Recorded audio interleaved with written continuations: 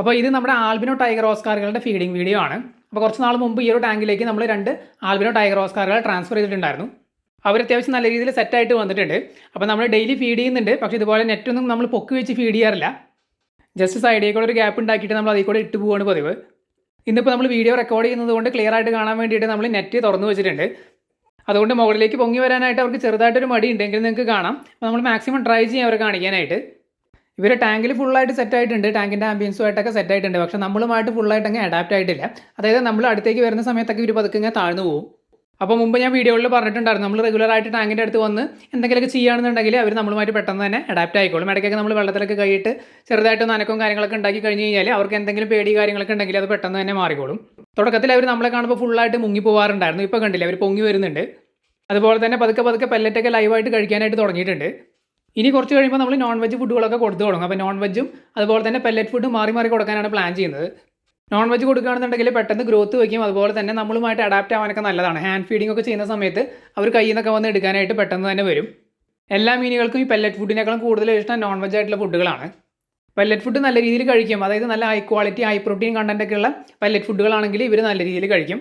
അതുപോലെ തന്നെ പ്രോട്ടീൻ കുറഞ്ഞ പെല്ലറ്റ് ഫുഡൊക്കെ ആണെന്നുണ്ടെങ്കിൽ ഇവർ കുറേ നാളൊക്കെ കഴിച്ച് കഴിയുമ്പോൾ ഇവർക്ക് മടുത്ത് കഴിഞ്ഞ് കഴിഞ്ഞാൽ ഇവർ കുറച്ച് കഴിച്ചിട്ട് ബാക്കിയൊക്കെ വേസ്റ്റ് ആയിട്ട് ഇട്ടിട്ട് പോകും.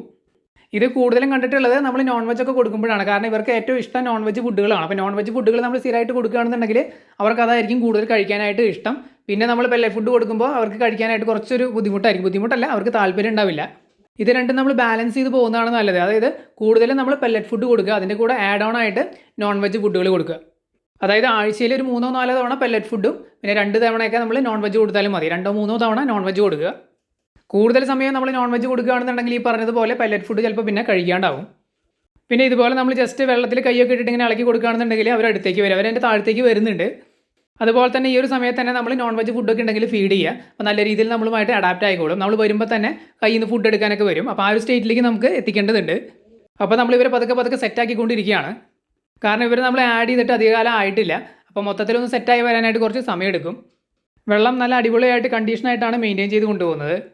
പിന്നെ ഓസ്കാറുടെ വെള്ളം കാര്യങ്ങളൊക്കെ നല്ല രീതിയിൽ തന്നെ മെയിൻറ്റെയിൻ ചെയ്ത് കൊണ്ടുപോകണം. അല്ലാന്നുണ്ടെങ്കിൽ ഇവർക്ക് പലതരത്തിലുള്ള അസുഖങ്ങൾ വരും.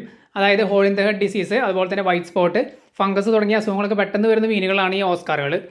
അതുകൊണ്ട് വെള്ളത്തിൻ്റെ ക്വാളിറ്റിയുടെ കാര്യത്തിൽ നമുക്ക് യാതൊരു വിധത്തിലും കോംപ്രമൈസ് ചെയ്യാനായിട്ട് സാധിക്കില്ല. പിന്നെ വെള്ളം നമ്മൾ ആൽഗെ വാട്ടറാണ് മെയിൻറ്റെയിൻ ചെയ്യുന്നത്. എയറേഷൻ കൊടുക്കുകയാണെന്നുണ്ടെങ്കിൽ വളരെ നല്ലതാണ്. പക്ഷേ ഈ ഒരു പോയിന്റിലേക്ക് നമുക്ക് ഇലക്ട്രിസിറ്റി കണക്ഷൻ ഇല്ലാത്തതുകൊണ്ട് നമ്മൾ എയറേഷൻ കൊടുക്കുന്നില്ല. അതുകൊണ്ട് വാട്ടർ ചേഞ്ച് കൊടുത്താണ് ഇപ്പോൾ മെയിൻറ്റെയിൻ ചെയ്ത് പോകുന്നത്.